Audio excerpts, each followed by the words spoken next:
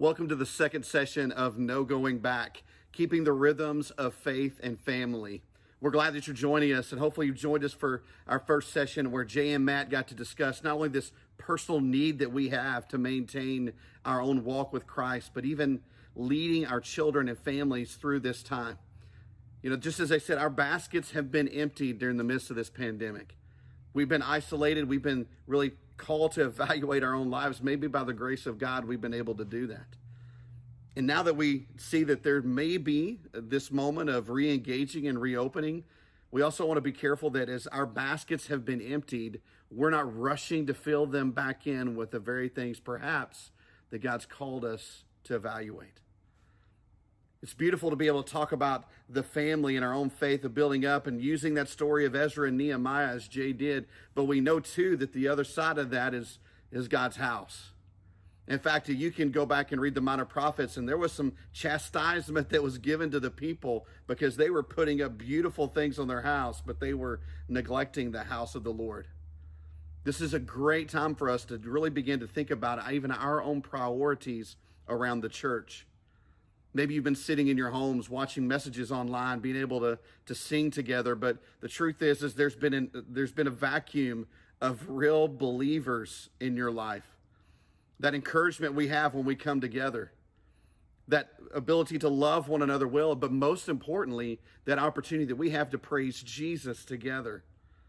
We want to take just a session here to talk about how we need to really set our hearts on the family of God and making it a priority. Mike Marquez is going to discuss with us this priority, what we miss out on by not being a part of it, and why each of us needs it. Well, during this really unique time, the church staff has done an amazing job of reminding us of what's true and challenging us to take it to heart. Through the preaching, the worship, the invitation to prayer, they have kept the grace and glory of God front and center. When it comes to content, our church has been right on point, even through a screen. I know I'm really thankful for that. We all are. But content alone isn't enough to make us into who we need to be, who we really want to be, who it is that Jesus calls us to be.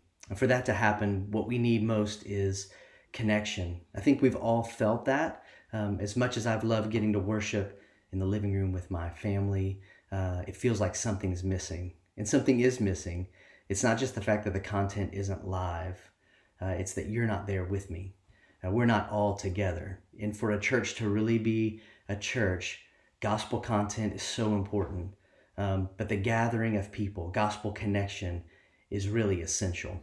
Church is, above all, a gathering. So what is it we get when we assemble together? What is it when we meet in our D groups and on Sunday mornings? What is it that we get that we don't get any other time? There's so many things, but I just want to name a few. One is we get the affirmation that we're not alone. Throughout the week in the world, we will not be affirmed in our faith. We will be told that our achievements or our lack thereof define us. But in the church, we're reminded that it's Jesus' achievement on our behalf that defines us. And when I come to church and I get to see other believers singing the same songs, praying the same prayers, listening to the same teaching, I'm reminded that I'm not alone and I'm not crazy. That we're all in this thing together, and it gives me great affirmation to know that we all are trusting in Jesus for our identity together. I need that reminder on a constant basis. I can get some of that knowing that we're worshiping together virtually, but really I need to be able to look in people's eyes and see that they are trusting Jesus alongside me. Number two, we get the opportunity to love and be loved by others.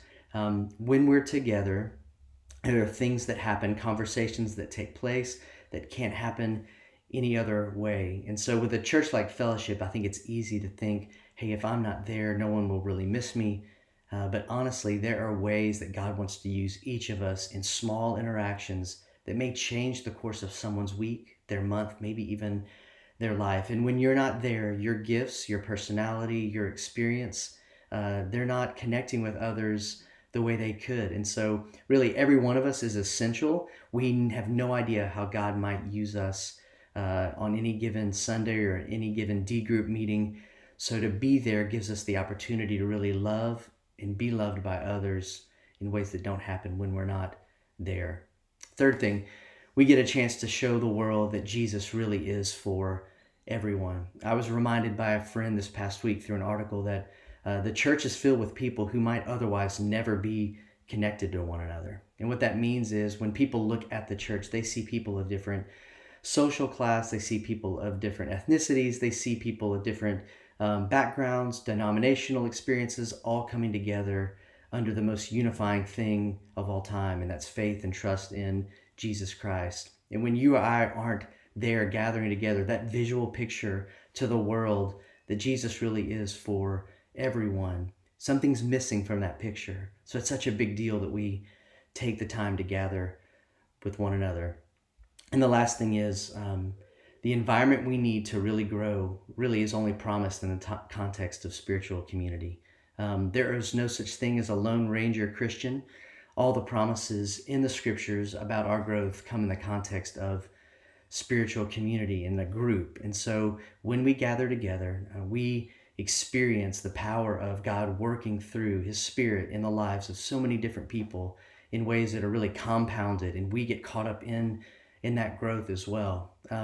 We often underestimate what God might do in a particular Sunday. We underestimate what he might do through a year of otherwise kind of mundane Sundays, but God really aims to change us and shape us through our D group interactions, through our Sunday gatherings in ways that he might not if we don't show up.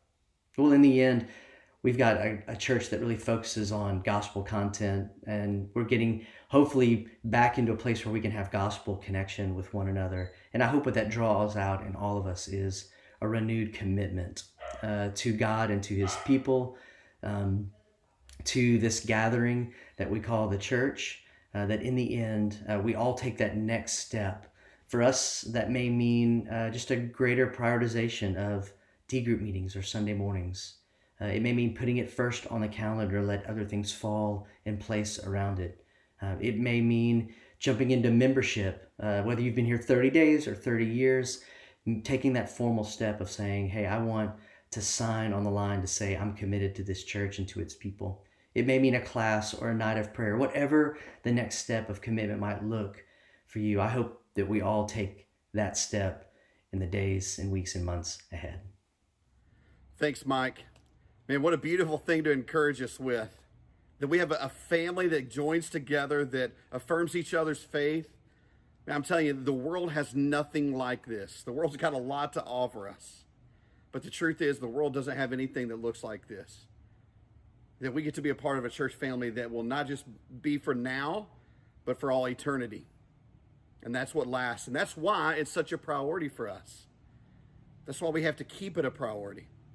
During the season, it's a great time to have that conversation of looking at meeting together. In fact, Hebrews tells us don't give up, don't get out of the habit of meeting together. Now, look, we know this is not a habit we wanted to pick up.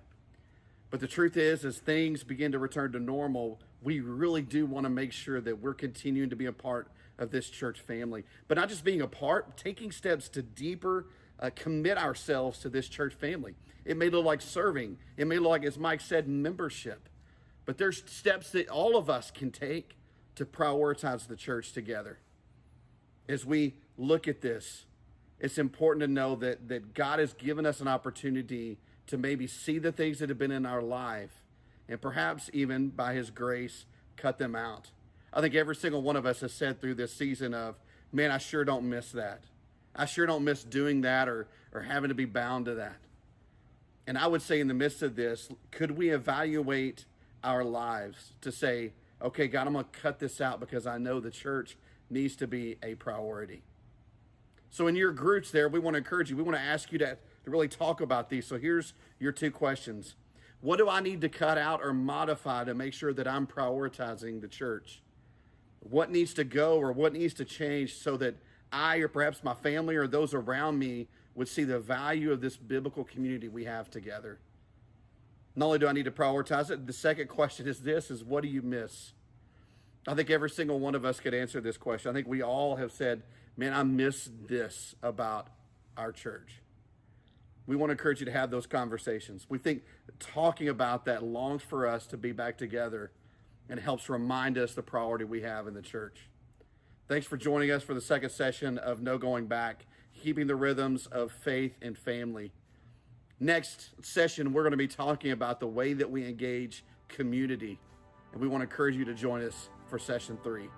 Thanks.